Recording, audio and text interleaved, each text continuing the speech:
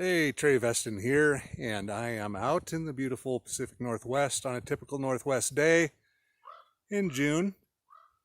Crows giving me their approval as they go by. Anyway, I think it's low 70s. The sun is out for about a brief few minutes, and I'm just out on a ride on my brand new 2022 KLR 650 from Kawasaki. Picked it up at Carl's in Boise last weekend. I've already added a bunch of stuff, and so I thought I'd take a moment. I'm just kind of testing stuff out, see what I want to change, see what I like, what I don't like. So let's go over those mods.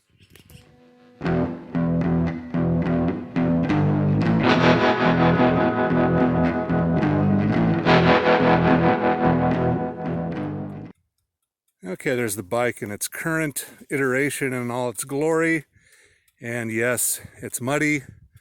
We're under a flood watch, and I found this old deserted homestead site right on the Idaho-Washington border. Very cool, wet and muddy, and the dirt mud road on the way up was sketchy. Every time you see a little blip out the side in the track, that's her rear end trying to go out of control. So I used to ride motocross decades ago, and so I'm kind of used to, the action, but the factory tires are pretty much useless in this stuff. I mean, just instant clogged up, plus the pressure's up, and I got 36, 35 PSI in the rear, so yeah, no help. So let's talk about the mods. Alrighty, obviously you can see them. First one's this tank bag. It's 8 inches by 8 inches. Found it on Amazon.com, and it's worked out great. I bought some industrial strength Velcro and attached it to the bag. It had adhesive on it, but I also, on the bag, I sewed it as well as stuck it on, and then the other half just stuck right on the tank. It's holding up fine. It's great. All sorts of little compartments in there for stuff. I don't have anything in there now except I think the parts for the throttle stop. So I initially bought that bag. I think it did make a good little tank bag, but it didn't realize it was so small. So right now it's not really holding anything, except I got a 10mm wrench in there because I was adjusting the headlights the other night. And it's a handy little space for it. Now this is the non-ABS model, so it didn't come with this plug-in. I added that, and that's cool. It was easy to add. It's about a 30-minute, 45-minute install. I had to take off this side panel side fairing thing, and it was straightforward. So phone mount was also another Amazon find, and it seems to be working fine. Windshield, I've also got these Windshield Risers. That's from 3D Cycle, and that made a huge difference in comfort in riding this because I'm 6'2", so the wind was hitting me straight in the face off the factory windshield.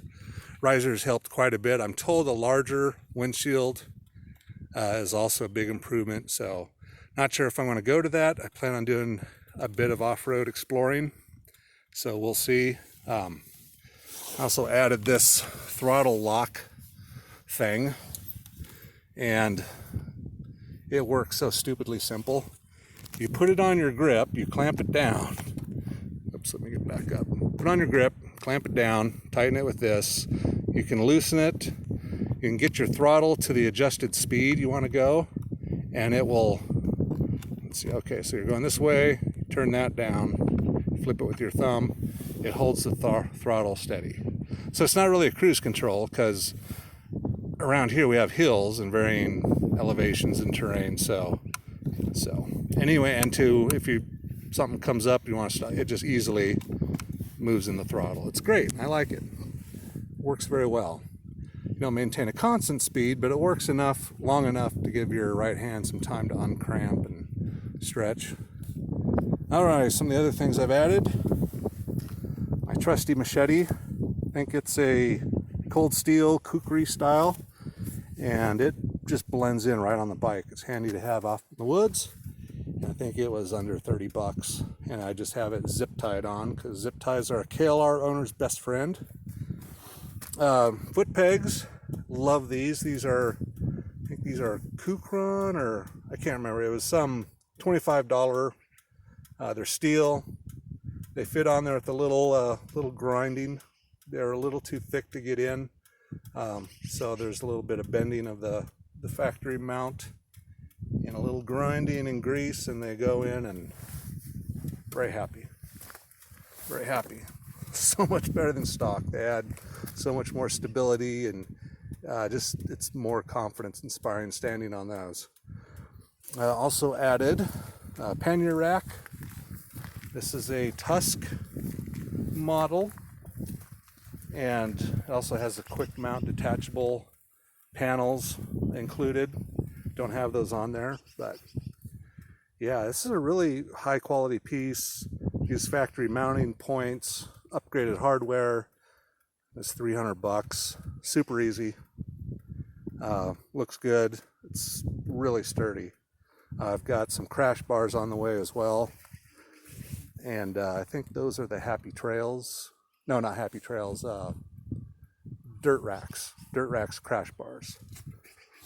So those will be here in a few days. I had this leftover bag, soft bag from my Harley, and I just kind of zip tied it on and modified it a little bit, and it works great for holding stuff. Plus, when I stuff my coat in there, it's awesome lower back support. And this is the rear trunk. This is an Apache case from Harbor Freight. Can't remember how much it was. I think it was 50 bucks or so. But it's the 4800 series, and it's super tough, and it's working out great. I put some reflective tape on it because I don't want to be ran over, and I added my Bigfoot sticker, of course. And here's just my gloves, some zip ties, and I don't have any of this kitted out yet. I just literally put it on a couple days ago, and stuff I happen to have I need to throw in there is in there. So next step, soft bags,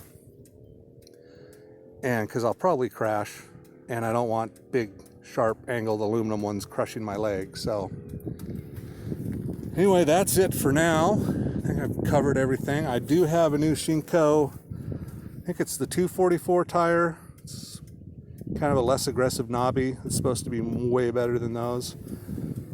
I have that in my garage. It's just trying to get in. There's only one motorcycle shop for within 50 miles, and getting an appointment to have them and do any work is really difficult because they're really good and reasonably priced. So anyway, taking in the surroundings, storms moving in from all sides. It's ugly. Oh look, there's nice weather. This is the Northwest. You're going to get nice weather for 10 minutes there, and then awful weather there, and trailers are going to die over there. So, and I just felt some raindrops. So that's it for my Farkle mods. So this is Trey Veston from the Manly Man Northwest. All right.